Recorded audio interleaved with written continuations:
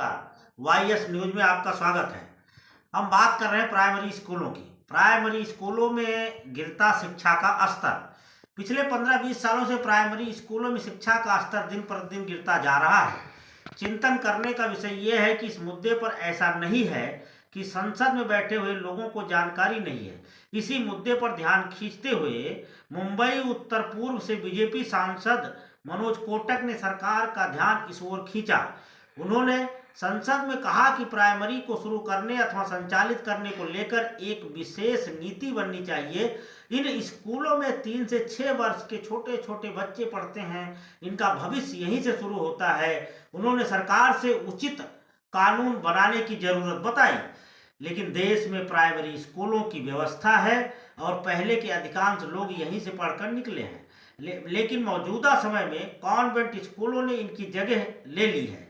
अब प्राइमरी स्कूलों का ज़्यादातर समय सिर्फ मिड डे मील योजना के तहत मिलने वाले पौष्टिक भोजन कराने के लिए ही खर्च होता है। किस तरह का पौष्टिक भोजन यहाँ दिया जाता है यह किसी से छुपा नहीं है।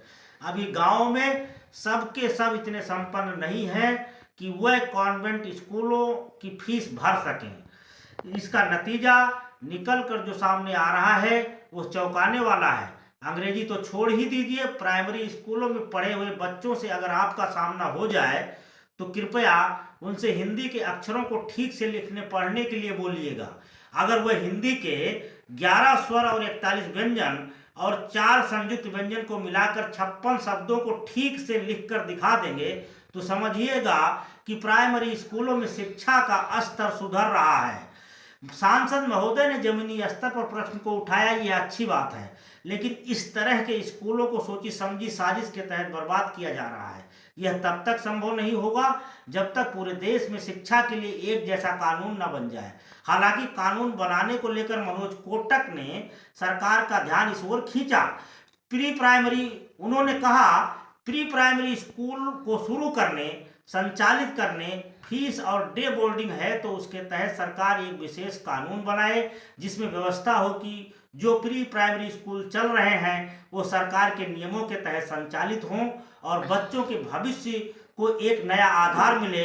अच्छा होगा यदि नई शिक्षा नीति के तहत ये शामिल कर लिया जाए और पूरे देश में एक जैसा कानून हो। जय हिंद, जय भारत। नमस्कार दोस्तों।